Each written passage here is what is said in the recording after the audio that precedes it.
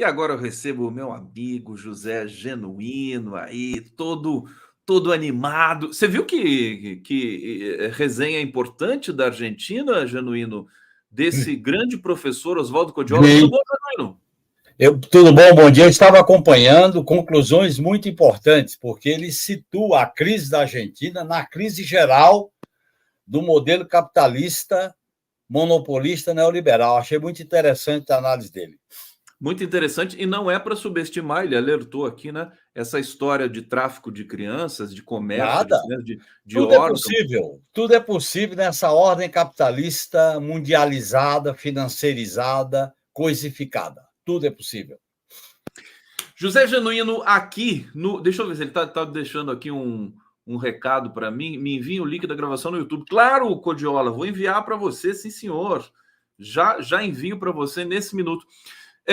Genuíno, deixa eu aqui colocar a legenda para todo mundo nos acompanhar aqui. Estamos em TV aberta mais uma vez, pedindo para vocês. Coloquei aqui o clipe do like, né? Deem um like na nossa transmissão, compartilhem esse conteúdo, porque a gente leva informação, liberdade, espírito crítico para todas as frentes democráticas do YouTube brasileiro. Genuíno, finalmente, vamos trazer agora a pauta brasileira, né? Depois a gente pode passar pela Argentina mais um pouquinho, mas o pessoal que está ávido para saber, hoje foi divulgado que o Lula realmente já se decidiu com relação ao STF e à PGR. Para o STF vai Flávio Dino e para a PGR vai o Paulo Gonet, a quem você várias vezes aqui, inclusive comigo, deixou várias críticas. Queria que você começasse comentando. Vamos falar do Dino um pouquinho, que acho que é uma notícia um pouco melhor. Mas eu gostaria de começar lamentando. Eu lamentando porque a indicação do Gonet, que é um conservador, um direitista, juramentado, assumido, nunca negou essa condição, ele representa um acordo do governo Lula com o Supremo Tribunal Federal. Um acordo que eu acho equivocado. Eu acho que o governo tinha várias opções. Eu defendia um nome, que era o Antônio Carlos Bigonha, não foi considerado. Se tudo indica, como tudo está indicando, que vai indicar o Gonet, eu acho que é um governo progressista, indica um conservador para a PGR, um PGR de confiança de ministro do Supremo, de alguns ministros do Supremo que têm força. Nós já conhecemos isso, Conte. Nós conhecemos isso com o Antônio Fernando, quando foi indicado, e foi o que fez a denúncia do Mensalão. Nós conhecemos isso com Gurgel, que foi o autor da nossa condenação no Mensalão, e conhecemos isso com o Janot. Portanto, são 3 indicações trágicas para a história da democracia brasileira. Portanto, eu quero deixar clara a minha posição, que o governo tinha outras opções de pessoas que têm história, têm perfil. Não é para fazer governo, é para defender os princípios gerais da democracia, os valores da sociedade, os valores de um governo progressista.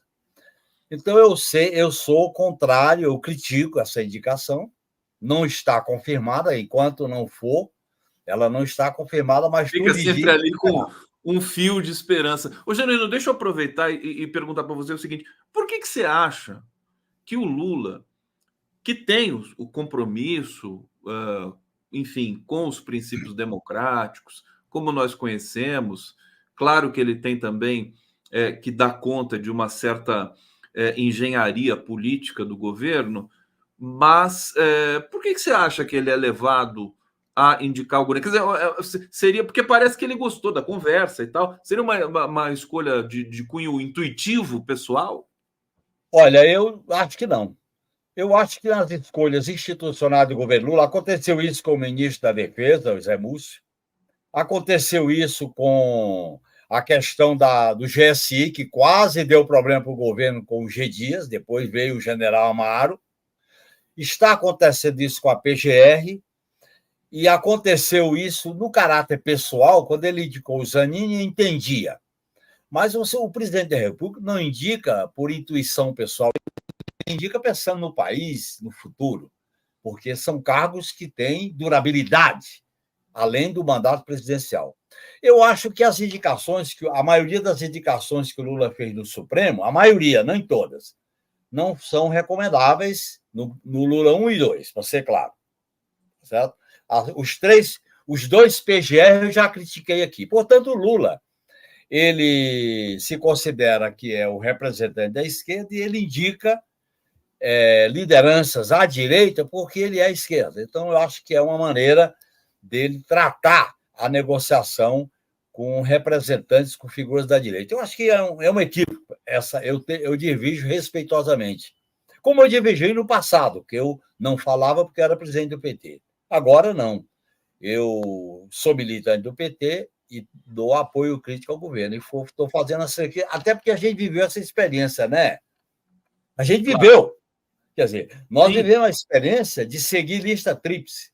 Nós vivemos a experiência de indicar algumas figuras para o Supremo, também a Dilma fez, que foram equivocadas, porque a gente a gente foi ingênuo. E eu acho, Conde, que o neoliberalismo assassina a ingenuidade, captura a ingênuo. Não tem como ser ingênuo na situação de violência social, de violência política, com a extrema-direita, com todas essas colocações, inclusive, que o professor estava falando da Argentina. Então, eu acho que o Lula, eu estou divergindo respeitosamente dessa indicação, se ela for confirmada. Claro. Mais uma vez, né? Teve uma confirmação midiática, hoje uma outra confirmação midiática, agora tem que sair o nome no Diário Oficial, né? Claro. Agora, veja bem, sobre o Flávio Dino, Conde, eu vou dar minha opinião. Eu acho, Conde, para ser muito franco contigo, eu respeito muito o Flávio Dino, eu acho que ele é uma liderança progressista. Trabalhei muito com ele na Câmara dos Deputados, na CCJ. Divergimos, porque ele foi favorável à ficha limpa e eu fui contra, para deixar bem claro, né? Ele tem uma formação jurídica. Será que hoje ele ainda é contra? Aliás, será que hoje ele ainda é a favor? Não, eu acho que não, porque ele viu, né? Ele viu. Então, olha bem, mas tinha um companheiro do PT que era a favor da ficha limpa, foi o relator, Zé Eduardo Cardoso, que depois foi ministro da Justiça da Dilma. Eles fizeram uma tríplice aliança com o Índio da Costa, do DEM, do Rio de Janeiro, e eu fiquei em minoria sozinho na CCJ contra a ficha limpa. E eu perdi a eleição em 2010 porque eu votei contra a ficha limpa, na bancada e no plenário. E eu divergi muito com ele. Eu acho, tem um problema aí que eu acho que é importante discutir. Eu acho estranho, para ser muito franco, com você e com a comunidade, o governo não tem nem um ano. Duas autoridades principais do governo na área da justiça estão querendo ir para o Supremo, o Flávio Dino e o Messias. Eu acho que primeiro devia esperar os 4 anos, depois vai. Eu acho que, não sei, mas de qualquer maneira eu respeito a indicação do Flávio Dino, não faço as críticas que estou fazendo ao Gonê, assim como respeito a indicação de outros. Agora, veja bem, o Supremo virou um grande cargo político, com o período todo de vida no Supremo, com o poder que tem o Supremo, inclusive agora, nessa crise com o Senado.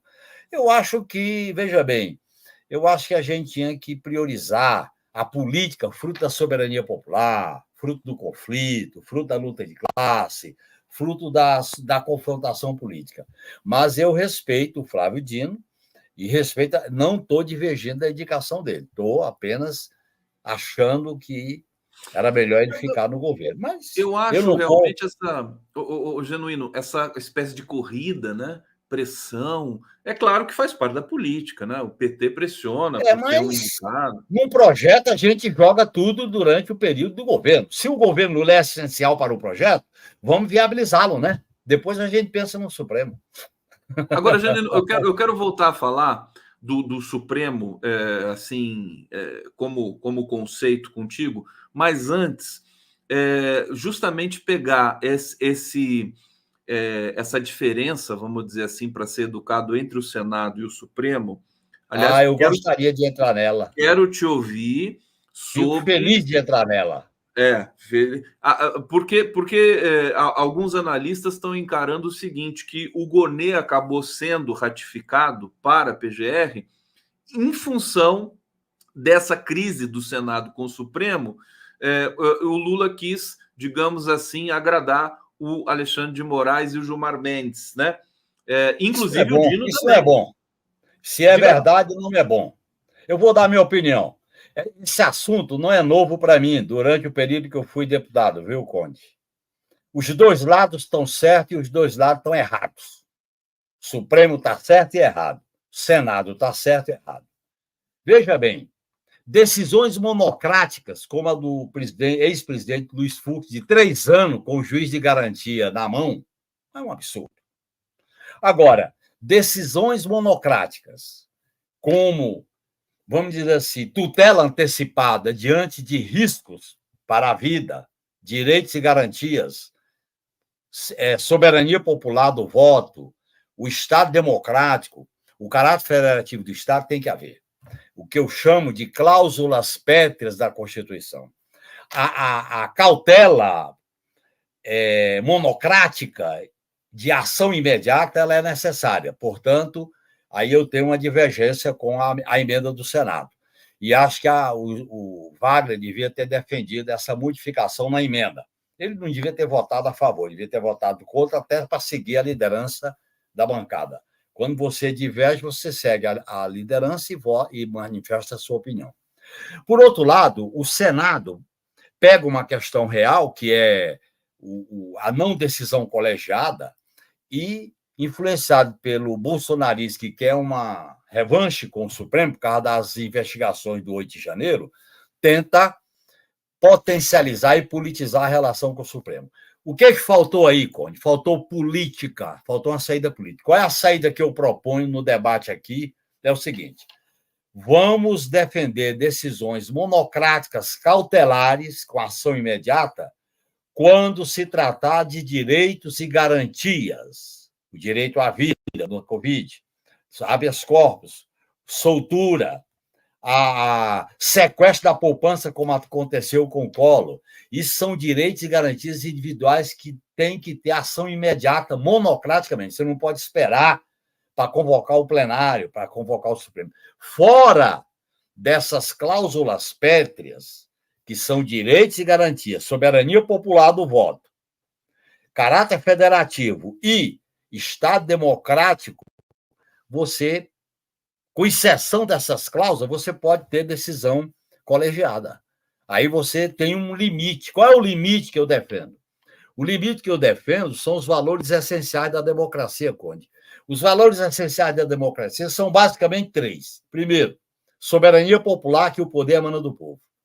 2, os direitos individuais e sociais e coletivos são cláusula pétrea da democracia. Ninguém pode mexer nos direitos, até porque, se mexer, se permite o direito à rebelião e à desobediência civil. Terceiro, rigoroso processo de procedimento. Os procedimentos não podem ser alterados como fizeram com o impeachment da Dilma, como o Bolsonaro tentou fazer contra o Supremo. São essas 3 coisas que têm que ser preservadas. A questão financeira, a questão administrativa, a questão de leis, de emenda constitucional, em outras áreas você deve exigir decisão colegiada, convoca o plenário, porque assim como o Senado pega uma causa justa, o Supremo também está muito arrogante. Aquela fala do Gilmar, aquela fala do Alexandre, não é para o ministro, né, Conde? Aqui para nós. Covarde. Eu Covarde. também achei isso, não viu? Temos medo, que é isso? No Brasil, nós criamos um erro. Os ministros do Supremo são comentaristas, dão opinião, dão entrevista, não dá. Ministro fala nos autos. Aliás, Conde, eu vou te dar uma informação aqui. Quando eu era deputado federal, no governo de Fernando Henrique Cardoso, o Fernando Henrique Cardoso mandou uma emenda constitucional proibindo o juiz de opinar fora dos autos. A bancada do PT chamou a lei da mordaça e derrotou isso aí. A bancada do PT errou e o Fernando Henrique Cardoso estava certo. Juiz fala nos autos. Não fica dando entrevista, não fica dando opinião, não fica dando recomendação. Não é. Até porque, Conde, o poder majoritário é do Senado, da Câmara e do Executivo, que são eleitos. O poder judiciário é contra-majoritário. Ele é para navegar contra a maré. Até porque ele é produto do concurso, provas e títulos. Então, não é para ele não é eleito. O legislativo é eleito. O executivo é eleito, então são majoritários, o Supremo é contra-majoritário. Eu acho que está faltando um equilíbrio. Para terminar, Conde, nós estamos sofrendo o desarranjo institucional. Quando nasceu o desarranjo institucional? No golpe de 2016. Quando se dá cavalo de pau na democracia, sai de baixo. Deram o cavalo de pau na democracia e está difícil consertar. Nós vamos ter que fazer uma mudança profunda na Constituição de 88 para retomar o devido processo constitucional de autonomia, harmonia e independência dos poderes. Gostei da imagem do Genuíno de desarranjo institucional, né? A impressão realmente é essa, né? Olha só, Genuíno, vou para o bate-papo para trazer aqui a repercussão com os nossos internautas. Maria Lu, lindíssima aqui, está dizendo: Genuíno, eu te amo. Você é um camarada muito especial. Muito obrigado. Tá aí, todo o carinho para o Genuíno aqui. Roberto Henrique: Genuíno é um homem probo e de vida simples que foi sacaneado pela justiça. Sabe o que está falando? Tá aqui o Roberto Henrique, que é de Campos de Goytacazes. Eliana Souza: Genuíno tem que ser ouvido, ele é a nossa voz. Marisa Neves: Genuíno sempre preciso, super concordo. Neuza Santos: bom dia, amigo Conde, estou com saudades, vim aqui deixar meu like, um beijo, um abraço, obrigado, querida. Edson Antunes: Genuíno, nessa iminência do Dino virar ministro do STF, qual nome seria bom para o Ministério da Justiça? Quer falar, Genuíno? Eu quero dizer que o governo devia aproveitar essa situação para criar o Ministério da Segurança Pública. Você sabe que o Ministério da Segurança Pública não foi criado até agora porque o Flávio Dino ele tem uma concepção de não desmembrar a segurança pública da justiça. Eu acho que tem que criar o Ministério da Segurança Pública. A segurança pública, Conde, está gerando a maior crise de insegurança das pessoas. Todo fim de semana está aí o noticiário de morte, feminicídio, assassinato, milícia, quadrilha, crime organizado. É necessário um sistema único de segurança pública, com uma autoridade civil, com uma ação combinada entre União, estados e municípios, com investimento através do Fundo da Segurança Pública, criando uma Guarda Nacional, como existe nos Estados Unidos, como existe em outros países, para que as Forças Armadas não sejam utilizadas nessa GLO envergonhada. Então, eu defendo que o governo crie o Ministério da Segurança Pública. Eu não vou sugerir nome, até porque não é bom fulanizar. Eu acho que existem vários nomes, o governo pode examinar várias alternativas, mas eu sugiro que o Lula crie o Ministério da Segurança Pública. Você teria o Ministério da Justiça e o da Segurança Pública. Alguns interlocutores do governo dizem que criar o Ministério da Segurança Pública poderia trazer para o governo toda a crise de segurança que o país vive. Ou seja, a crise sai dos estados e vai para o governo. O que você acha dessa? Eu discordo. Eu vou dar uma informação. Em 2002, quando Lula foi candidato a presidente da República, o Instituto Lula elaborou no programa do Lula um caderno que eu vou mostrar para você aqui. Opa! Genuíno mostra tudo aqui nessa biblioteca dele. Você está lendo aí, ó. Segurança para o Brasil. Projeto de Segurança Pública para o Brasil. Aqui era um projeto de criar o SUSP, Sistema Único de Segurança Pública. Você tem a União, estados e municípios. Essa ideia de que botaria no colo do governo é equivocada. Botaram agora. O governo federal não pode ficar assistindo a barbaridade e não agir. Ele tem que agir. Ele vai agir com que instrumento? Não tem instrumento legal. A Força Nacional de Segurança Pública não vale nada, porque ela foi criada por decreto. Aí utiliza as Forças Armadas, que é um grande equívoco. As polícias militares alcançam autonomia perante os governadores. E você não tem um sistema de cooperação. Conte, nas políticas públicas dos entes federados, como é a saúde, você tem que criar um compartilhamento. Estado, município e União. Isso tinha que ser na segurança pública, o que é a competência do Estado, do município e da União, através da segurança pública. Tem a Polícia Federal, teria a Guarda Nacional, chamaria o Ministério Público para fazer o controle da atividade policial, que é a tarefa constitucional do Ministério Público, e convocaria numa aliança aí sim com o Supremo, em vez de fazer converscote à noite, em vez de ficar discutindo nomeação de procurador-geral, chamar o Supremo para fazer, com o Poder Judiciário, um grande mutirão nas cadeias para tirar jovens negros e pobres que estão nas cadeias sem pena, ou com prisão preventiva, ou então com pena cumprida e não pode sair. Tem que fazer um abolicionismo penal no sistema penitenciário. E aí, veja bem, você trata a questão da segurança pública de maneira global, de maneira sistêmica. Não adianta o governo dizer, não, deixa para os governadores. O Lula diz, é dos governadores. Aí estoura a crise do Rio de Janeiro, chama o governador, não vai? Quem? Chama quem? Chama quem? Chama quem? Esse é o problema. Aí o governador lá do Rio de Janeiro chamava o quê? GLO para o Morro do Alemão, deu no que deu. Errado. Então, a minha ideia é criar um sistema de compartilhamento. Igual você tem no SUS da educação. Tem as Agora, competências... não foi um pouco isso que o programa que o Flávio Dino apresentou, junto com todas as autoridades, ele apresentou, pelo menos em tese? Ele apresentou intenções, mas se você não criar instrumentos legais, por exemplo, o Ministério da Segurança Pública, uma autoridade civil centralizada, que viaja pelo Brasil inteiro, que coordena. 2, criar um compartilhamento entre federal, estados e municípios. Como é que é a Polícia Civil e a Polícia Militar dos estados? Com total autonomia, faz o que bem entende. O que está acontecendo no Rio de Janeiro, Conde? Olha bem, quem é que faz a supervisão? Quem é que faz a auditoria? Quem é que faz o controle? Ministério Público entra em ação, porque é pela Constituição o Ministério Público que controla a atividade policial. Como é que uma policial é morta na porta da sua casa, vira uma notícia nacional e não há uma investigação por parte do Ministério Público? Nós não podemos ficar só reagindo, Cone. Nós estamos só reagindo. Vem uma tragédia, vem uma ação.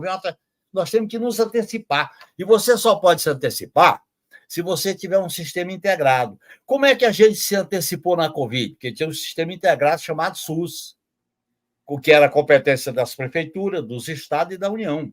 Segurança Pública, o que é competência da União? É isso. O que é competência do Estado? É isso. Porque não adianta o governo dizer, eu não tenho nada com isso. Só que tem. Porque os governadores vão chamar. E se o presidente não for, ele está frito, que vai se desgastar. Não tem como o presidente dizer, qualquer assunto não é comigo. Não pode. O presidente é presidente da República, não pode. Brasileiro. Não, e por outro lado, interlocutores do governo, quer dizer, o comentário geral que acaba sendo publicizado aí pelas mídias convencionais e independentes é de que também eles já pensam na questão mais política, né? O Ministério de Segurança Pública abriga mais um ministro para o Lula também, então pode ser interessante também por isso. Essa razão não é boa, né? Mas ela é política, né? Ela é política. A segurança pública, assim como a defesa, estão separadas, é uma atividade sistêmica, tem foco, profissionalismo, diretriz. É mais ou menos, Conde. Justiça, defesa, Itamaraty, segurança pública é carreira de Estado. Você não bota para negociar. Você bota os mais competentes para mandar, para orientar e para ser cobrado. E o presidente vai com cabresto curto. Apresentar resultado. O comandante supremo do país. É assim que você resolve. Você não pode enfrentar essa crise da segurança pública como se fosse uma outra área do governo. Não pode. Não pode. Está equivocado, está errado. Tem que agir, por exemplo, a Bahia. E eu estou falando da Bahia porque é governada pelo PT há muitos anos. Não pode. Para mim é uma vergonha o que está acontecendo na Bahia, administrada pelo PT. Eu digo isso publicamente. Assim como São Paulo, com o que aconteceu em Guarujá, assim como Rio de Janeiro, que é a milícia. A República das Milícias, do crime organizado, dos PCCs da vida, na Amazônia, isso tem que ter um paradeiro. Como é que nós vamos detonar os CACs, Clube de Tiro? Como é que nós vamos fazer uma campanha pelo desarmamento do país? Nós temos que fazer uma coisa dirigida, campanha publicitária. E o Lula, como líder maior, ele tem que fazer um pronunciamento à nação, propondo um pacto pela vida. E chamando todos os entes para fazer um pacto pela vida. E vamos botar um paradeiro nessa barbaridade que é a violência da polícia de um lado e da bandidagem de outro. José Genuíno sempre trazendo aqui uma leitura corajosa para que a gente possa também entender melhor o que está acontecendo no Brasil. Deixa eu colocar aqui o comentário do Edson Antunes. Genuíno nessa iminência do Dino. Ah, não, isso aqui acho que eu já pus, né? Qual seria o nome para o Ministério da Justiça? O Pedro Antônio Cândido, grande Genuíno que sempre nos recebe bem com conteúdo. E a Roberta Carabolante está aqui colaborando conosco. Você falou da Bahia e eu lembrei do Jacques Wagner, né, que provocou um rebuliço total aí nas agendas do governo e tudo. Parece que a coisa foi realmente muito profunda, não sei se era para tanto, mas aí a gente volta para aquela questão do Senado ter ou não legitimidade para propor mudanças. Você sabe que o que você falou aqui da decisão monocrática, Pedro Serrano falou, que é um dos maiores juristas, né, do nosso país, falou numa entrevista muito boa para a Carta Capital, e ele disse exatamente isso, quer dizer, decisões que que defendem a vida, que precisam de urgência, podem ser monocráticas. Eu não sei se tem isso no projeto que o Senado apresentou, provavelmente não. Mas eu queria que você comentasse à luz do voto do Jacques Wagner. Por que ele deu aquele voto? Eu não sei porque eu não estava lá, mas eu quero dizer para você que ele se equivocou. Olha, eu fui deputado durante mais de 20 anos. O PT, no seu estatuto, permite que o parlamentar vote com a bancada mesmo divergindo, e ele declara seu voto, faz declaração de voto. Segundo, o estatuto do PT permite que o parlamentar possa se abster. No caso de emenda constitucional, a abstenção equivale a votar contra, porque a abstenção é não participar da votação. Você não pode votar contra uma decisão da bancada. E sendo líder do governo, esse negócio de voto individual, isso não existe, né, Conde? Você não pode separar o indivíduo da função. Isso é uma visão que eu discordo. E aí, o que acontece? O Jacques Wagner botou o governo dentro da crise. Foi um equívoco. Ele podia ter feito uma declaração de voto, devia ter... Aliás, se eu estivesse lá, eu ia propor o seguinte, Jacques Wagner, apresente uma emenda alternativa. Esta emenda tem erro, tem lacuna. Se vocês incorporarem esse princípio de que, para garantir direitos e garantias, é necessário decisões monocráticas, antecipadas, proteção antecipada, vamos lá. Eles não queriam isso. Aí você deixava claro. Outra coisa, eu participei de um episódio que foi uma grande negociação no Congresso Nacional quando eu era líder da bancada do PT, no governo Itamar Franco. A política é a arte da negociação, da polarização e do debate. A política está sacrificada no Brasil. Olha bem, quando o Itamar Franco assumiu, tinha uma polêmica entre o Supremo e as Forças Armadas. E o Itamar tendia a ficar com as Forças Armadas e ele ia estornar um aumento do Supremo. Aquilo ali ia dar uma crise logo após o impeachment do Collor. Eu era o líder da bancada do PT na época. E fui chamado para uma reunião, olha quem estava. Aristide Junqueira, Mário César Flores, ministro da Marinha, Fernando Henrique Cardoso, ministro da Economia, Sepúlveda Pertence, Paulo Brossá, presidente do Senado, e Aristide Junqueira, Nelson Jobim e eu. Qual era a proposta? O governo vai enviar uma medida provisória para sair da crise. E por que eu estava lá? Porque era importante o PT não obstruir. Aí eu disse, eu vou votar contra, mas não vou obstruir, porque se eu obstruísse, você esticava a corda. É nessas horas que a política entra. A política é uma atividade nobre, a política é uma atividade de construir consenso e dissenso. O grave da crise brasileira é que mataram a política, criminalizaram a política, sacrificaram a política, ela virou um espetáculo. Espetáculo de rede social, de TV aberta, de botar tudo para fora. Não tem, está faltando polarização e negociação. Essa emenda poderia ter sido evitada se houvesse uma negociação entre o Senado e o Supremo. Aí os dois erraram. O que faltava? O presidente do Senado dar uma ligada para o presidente do Supremo? Vamos fazer um almoço para a gente conversar sobre isso. Eles conversaram logo depois. Estava lá o Rodrigo Pacheco saindo com o Alexandre de Moraes. Mas depois do leite derramado, né? Depois tem que ser antes do leite derramado, né? Esse episódio que eu te falei aí foi antes do leite derramado. Eu participei de várias negociações como oposição que você faz acordo de procedimento ou acordo de mérito. O Jacques Wagner se equivocou. Primeiro que não pode separar voto individual com o líder do governo. Deixa eu só explicar, então, só para fazer aqui né, o Jacques Wagner não está aqui para falar, porque uma das coisas que foram ali alegadas pelo entorno do senador Jacques Wagner, supostamente ditas por ele, né, é que ele estava de olho nas futuras aprovações que o Senado poderia dar ou não dar para matérias do governo, que ele tinha que dar uma sinalização, né, de que ele tem boa vontade também com as matérias do Senado, sabe? Reforma tributária e não sei o quê e tudo mais. Isso para você significa realmente uma justificativa? É uma justificativa meia. Ele podia ter dito o seguinte: olha, eu tenho boa vontade com a emenda, eu argumento que sou favorável a ela, sou favorável à emenda no mérito, mas o meu voto não posso votar nela.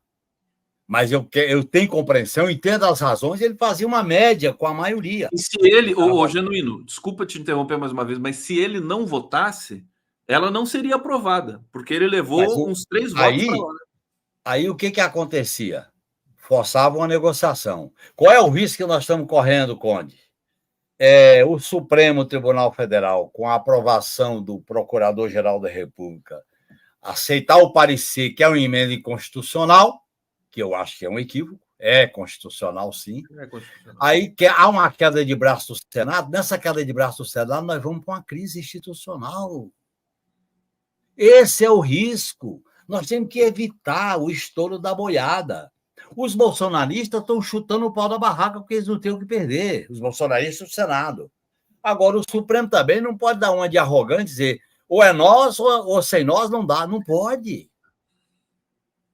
Entendeu? Tem que ter um pouco de humildade. Bom senso.